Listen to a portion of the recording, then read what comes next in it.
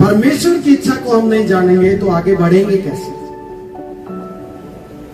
क्योंकि उसकी इच्छा को पूरा करने के लिए ही हमें परमेश्वर ने बनाया है कि हम परमेश्वर की इच्छा को पूरा करें। और फिर उसकी इच्छाएं हैं क्या? वचनों से हम देखें। यदि उसकी इच्छा को नहीं जानेंगे तो मैं शुरुआत एक एग्जाम्पल से करूं। आपने कभी रेल की पटरी पे से ट्रेन को उतरे हुए लाइव देखा आपने किसी ने? जब तक पटरी पे ट्रेन रहती है वो क्या करती है? दौड़ती है। वो आगे दौड़ती है, दौड़ती चली जाती है, दौड़ती चली जाती है। भले स्टेशन पे रुके फिर दौड़ जाती है, रुके फिर दौड़ जाती है।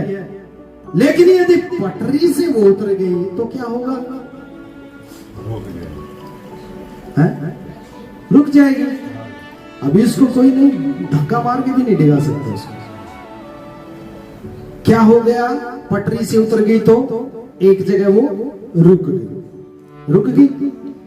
हमारा जीवन भी क्या है? पटरी है। एक पटरी की तरह हमारा जीवन है और आत्मा उस पे ट्रेन है। यदि जीवन परमेश्वर की इच्छा के अनुसार नहीं है तो आत्मा की ट्रेन भी रुक जाएगी। आप समझ रहे हैं मैं क्या कह रहा हूं? हमारा जीवन यदि सही नहीं है प्रभु की इच्छा के अनुसार तो आत्मा का कार्य भी रुक जाएगा। जैसे एक पटरी पर कमी आने से जो ट्रेन उतर जाती है और वो आगे नहीं चलती, बिल्कुल खतरे में, ऐसा हो जाता है बस अब क्या करें। तो वैसे ही हमारे जीवन में जब परमेश्वर की इच्छा नहीं होती है तो हमारा आत्मिक काम भी रुक जाता है, आत्मिक बढ़ोतरी भी रुक जाती है। इसीलिए प्रभु क्या कहता है? अपनी समझ का सहारा ना लेना बल्कि संपूर्ण भरोसा किस पे रखना? परमेश्वर पे रखना, क्योंकि वही तेरे लिए सीधा मार्ग निकालेगा। हालेलुया। मेरे बहन भाइयों, हमारा जीवन उसी पटरी और ट्रेन जैसा है। उसी पटरी और ट्रेन जैसा है। हमारा जीवन जो है वो एक पटरी के समान है और हमारी आत्मा जो है वो एक ट्रेन के समान है, क्योंकि हम अब आत्मिक पिता की संतान कहलाते हैं। अब उस ट्रेन को जो एक बार उतर गई है फिर क्या यूं ही चढ़ जाएगी? आने वाली उधर से ट्रेन, आने वाली जाने वाली उधर से ट्रेन, बंद ठप। और फिर कोई क्रेन लेके आ रहा है, कोई कुछ लेके आ रहा है, एक आध कोई डब्बा पलट गया उसको निकाल के अलग भी किया जाएगा। समझ लीजिए, परमेश्वर की इच्छा, वो काम भी हम देखेंगे कि उसकी इच्छा क्या है। यहां पर मैं आपको ये बता रहा हूं कि यीशु शरीर में होकर आया, उसने शरीर से दुख उठाया। आप सुखी रहेंगे लेकिन सुख की खोज ना कीजिए, उसको ढूंढिए ना। कितने लोग बोलते मेरा ये काम हो जाएगा, मैं यीशु पे विश्वास कर लूंगा। हमारी क्या औकात है हम विश्वास कर लेंगे? कहां है विश्वास? जब तक यीशु की दया नहीं होगी कौन विश्वास कर सकता है? आप उसको ढूंढिए, यीशु को ढूंढिए, उसके कलाम को ढूंढिए, उसकी इच्छाओं को ढूंढिए। आप ये ना ढूंढिए मेरे जीवन में सुख कैसे आएगा। वो तो प्रभु पहले जानता। मां के पेट में जब हड्डियां बन रही थी तब क्या जानता नहीं था? क्या उसे पता नहीं है वो अनादि काल का परमेश्वर और सदा तक का परमेश्वर है और उसका दिमाग हमारे सभी के वर्ल्ड के लोगों के विचारों को एक बार में पढ़ सकता है। इतना माइंड प्रभु के पास है। ये तो मेरी सोच है, इससे भी बढ़ के है। मैं जितना बता सकता हूं ज्यादा से ज्यादा उससे भी बढ़ के हमारा परमेश्वर है। हमारी आत्मिक ट्रेन दौड़ती रहनी चाहिए, भले ही हमें संसार में शरीर में दुख क्यों ना उठाना पड़े। तब हम परमेश्वर के बेटा बेटी अच्छे ठहरेंगे।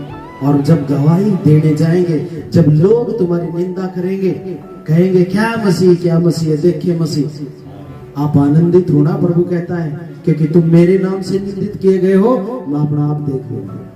Hallelujah, hallelujah. समझ रहे हैं?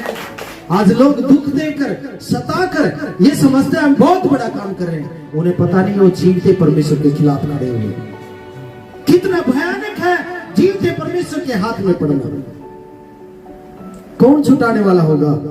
जो परमेश्वर के विरोध में होंगे। इसलिए हमारी जीवन की प्रेम पर हम तो जानते हैं प्रभु को, उसके प्रेम को हमने देखा है। परमेश्वर कहता है मैं पृथ्वी के अंत तक तेरे साथ हूं, तो छोड़ कैसे देगा? अपनी वसूली करेगा वो। कहते ना, वसूली तो कराएंगे। कोई भी कीमत देंगे आप किसी को, किसी चीज की कीमत चुकाएंगे, क्या वसूली नहीं करेंगे? फ्री में कौन दे दे? तो परमेश्वर ने भी जो फ्री में सेंटिमेंट बलिदान अपने पुत्र का दिया है, वसूली तो करेगा वो। आपको गवाही तो देने पे ठहराएगा परमेश्वर। ऐसे कैसे छोड़ देगा भाई? हम चाहे तरतीस की तरफ क्यों ना भागे, 99 की तरफ लेके आएगा। या तो एक बार बोलने से चला जा, या फिर मैं मछली के पेट में से तुझे घुमा के लाऊंगा, फिर तू पुकारेगा निकाल, मैं अभी वहीं जाऊंगा।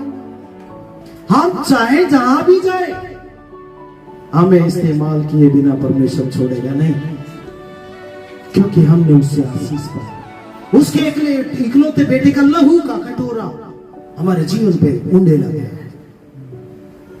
हालेलुया। मेरे बहन भाइयों, और इस्तेमाल भी क्यों करता है?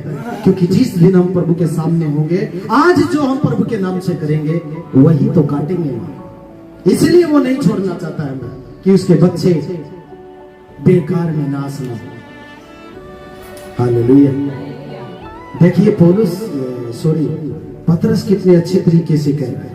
पतरस कह रहा है कि इसलिए जबकि मसीह ने शरीर में होकर दुख उठाया, तो तुम भी उसी मनसा को हथियार के समान धारण करो। हथियार के समान धारण करने का मतलब क्या है? जो तुम्हारी अपनी इच्छाओं से, अपनी योजनाओं से, उनको परमेश्वर के हथियारों से काटो। क्योंकि स्वयं की इच्छाओं को हम खुद नहीं काट सकते। जब तक परमेश्वर का वचन, उसकी इच्छा हमारे अंदर नहीं है, हम नहीं काट सकते। बुरी इच्छाएं जो होती है संसार में, जब तक शरीर है बुरी इच्छाएं जागती रहेंगी। यही तो हमारा आत्मिक युद्ध है। जब तक परमेश्वर के वचन हमारे अंदर समझ काम नहीं करेगी, उसकी इच्छाओं को हम नहीं जानेंगे, उसके प्रेम को हम नहीं समझेंगे, तो हमारे अंदर से बुराइयों के तीर निकलते ही रहेंगे। ये हमने पढ़ा है कि सदा आनंदित रहो और नित्य क्या करो? प्रार्थना हो गई हमारी, है ना? और अभी तीसरा ऑप्शन क्या था इसमें? हर बात में धन्यवाद। वो चाहे तुम्हारी ये बोलने वाली बात हो या तुम्हारी करने वाली बात हो, हर बात में प्रभु का क्या करो? धन्यवाद। क्योंकि परमेश्वर ने सब कुछ हमें बनाया है, रचा है। इसलिए एक बाप चाहता है उसके बच्चे उसका धन्यवाद करें। हालेलुया। मसीह यीशु में परमेश्वर की यही अब इच्छा पता चली क्या थी? कि हर परिस्थिति में तो आनंदित रहो, कभी भी परमेश्वर को कोसना मत, चाहे जो भी दुख क्यों ना हो। क्योंकि यहोवा हमें दुखों में भी परखता है, यहोवा हमें बीमारियों में भी परखता है, यहोवा हमें हर बात में परखता है। क्योंकि बिना परख किए हुए विश्वासी की पहचान नहीं होती है। कहता कि हर बात में तो धन्यवाद करो, नित्य प्रार्थना में लगे रहो और सदा आनंदित रहो। यही परमेश्वर की मसीह यीशु में इच्छा है। अब मैं जानता हूं कि परमेश्वर की इच्छा क्या है, क्योंकि पहला शुरू का सवाल क्या था कि मैं कैसे जानूं कि परमेश्वर की इच्छा क्या है। अब मुझे पता है, कुछ समझ में आ गया है कि मुझे एक तो आनंदित रहना है हर परिस्थिति में, और आनंद का विषय किसी भाई का थोपड़ा देख कर मुंह नहीं चढ़ाना है। किसी काम को दिया गया है उससे कान नहीं काटनी है। उसको चाहे छोटा है या बड़ा है, चाहे जैसा भी काम है, उसको खुशी के साथ अपने परमेश्वर के लिए करना है। समझ रहे हैं?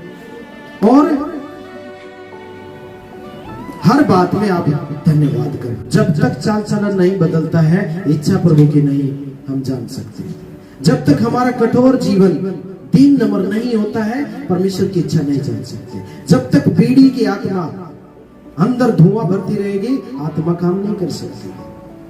जब तक झूठ बोलने की आत्मा अंदर से निकलती रहेगी, आत्मा काम नहीं कर सकती, उसकी इच्छा काम नहीं कर सकती। जब तक गालियां मुंह में से निकलती रहेंगी, परमेश्वर का आशीष नहीं निकल सकता।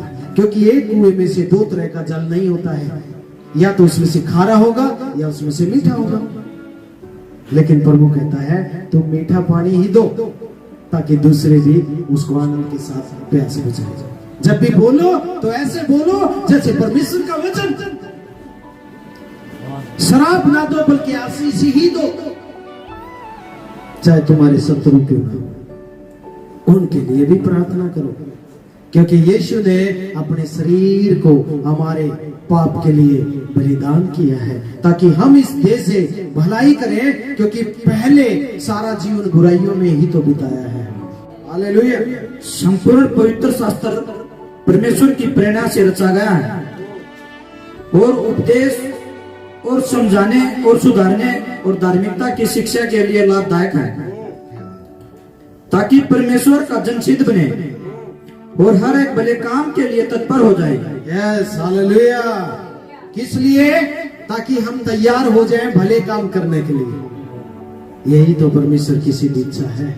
मैं कल कुछ अधीनता के विषय में पढ़ रहा था कि प्रभु वाकई में तूने अधीन इसलिए किया है ताकि तेरे भेड़े विचलित ना हो, तेरी भेड़ों को शैतान गुमराह करके फाड़ के ना खाए। क्योंकि एक बार जो मन में कोई गलत बात को धारण कर लेता है, शिक्षा को, वो फिर जिंदगी भर पछताना उसके जीवन में हो जाता है और फिर हमारे लिए बड़े सबसे बड़े दुख का कारण हो जाता है। क्योंकि वो सदा उसी बात को लेके और वो पिघलता रहेगा। परमेश्वर के एहसान, उसकी इच्छा को कुछ भी समझ नहीं पाएगा वो व्यक्ति। वो पिछले से प्रेम को सारा भूल जाएगा। एक छोटी सी बात है, एक कोरे कागज पे मैंने एक निशान लगा के दिखाया था। तो मैंने पूछा था कि आपको क्या दिखाई देता है, तो आपने बताया था कि वो निशान दिखाई देता है। मतलब पूरा सफेद अच्छा भाग भूल जाते हैं एक गलती पे। एक गलती करके उसकी सारी अच्छाई को हम भूल जाते हैं। हमें वो फिर भी वो जब तक कागज भर ना जाए पूरा, तब तक हमें क्षमा करते रहना चाहिए। समझ रहे? ये है इच्छा प्रभु की। यीशु मसीह ने किसी का पाप पूछा, तूने क्या किया? यीशु मसीह ने किसी को पूछा, तूने क्यों मारा? यीशु मसीह ने कभी किसी को उलाहना दिया? फिर भी उसने अपने आप को जो करना था कर दिया।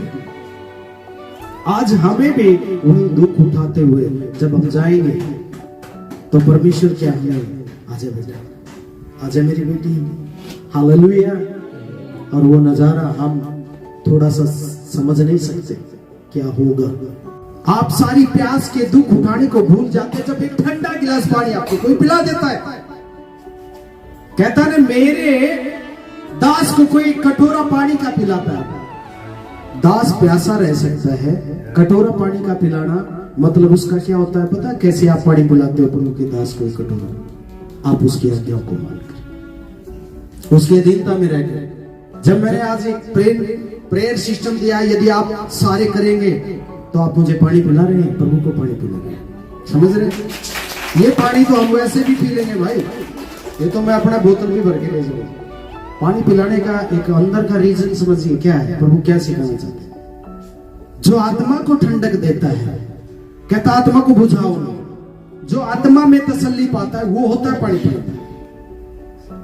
हम किसी के घर जाते हैं, वो हमसे ढंग से बात ना करे और हमारे सामने खाना अच्छा रख दे, आप किसको पहले चुनाव करेंगे? आपको अच्छा लगेगा खाना? कभी नहीं लगेगा। आपको वो बातें अच्छी लगेगी जो आपसे प्यार से की जाएगी। वही होता ठंडा पानी। जब कोई आपकी बात सुनता, आपके दर्द को सुनता, आपके लिए भलाई के लिए होता, आप उसे सुनते, ग्रहण करते हैं और यस बोलते हैं, हाँ वो ठंडा पानी होता है। तो यहाँ पर ये प्रभु का दास क्या कहता है, नमस्कार कहता है, और सदा तुम्हारे लिए प्रार्थना में प्रयत्न करता है ताकि तुम सिद्ध होकर पूर्ण विश्वास के साथ परमेश्वर की इच्छा में स्थिर हो। क्योंकि ये प्रार्थना को जोड़ना, उपवास को आप लोगों को देना, ये प्रार्थना में प्रभु में स्थिर करना आपको। क्योंकि आप जब प्रार्थना उपवास करेंगे, आपके बीच में से बीमारियां, शैतान दुष्ट के बंधन, विरोध की आत्माएं क्लीन होना शुरू हो जाएगी, वो विचलित होकर भागना शुरू होगी। क्यों? क्योंकि अब उनको एंट्री नहीं है। जब हम अलग अलग थे तो अलग अलग तरीके से शैतान काम करता था। जब आप एक यूनिटी में उसको नजर आएंगे कि एक मन है, तो प्रभु भी आपकी बात को पूरा करेगा। चाहे वो प्रार्थना जुलाना किसी बहन ने भाई ने की है, निंदाना की है, लजवाना की, किसी ने भी की है, प्रभु आपको उत्तर देगा। हालेलुया। यदि परमेश्वर की इच्छा को नहीं जान पाएंगे तो उस ट्रेन की तरह हमारा जीवन है। ट्रेन एक बार पटरी से उतर जाती है, सारी सवारियों को दिक्कत हो जाती है, कहाँ सामान उठा के ले जाए है? और फिर रेलवे भी बाधित हो जाता, कितना समस्या को उनको करके 3-4 दिन भी लग जाते हैं कई बार। तो वैसे ही हमारा जीवन एक बार यदि आत्मा में रुक जाता है तो क्या होता है, हमें भी समस्या होती है, हमें भी समस्याओं का सामना करना पड़ता है। दोबारा से बनाने में कितनी समस्याएं खड़ी होती है। तो कुछ लोग फिर भी समझ जाते हैं, प्रेम में बढ़ जाते हैं, लेकिन कुछ लोग फिर भी नहीं समझते हैं, वो और लंबा समय अपना बढ़ा देते हैं। इसलिए हमें जल्द जितना भी हो परमेश्वर के प्रति समर्पण कर देना चाहिए, अपनी गलतियों को स्वीकार कर लेना चाहिए और प्रभु में फिर से मजबूत हो जाना चाहिए। तो आपको प्रभु और भी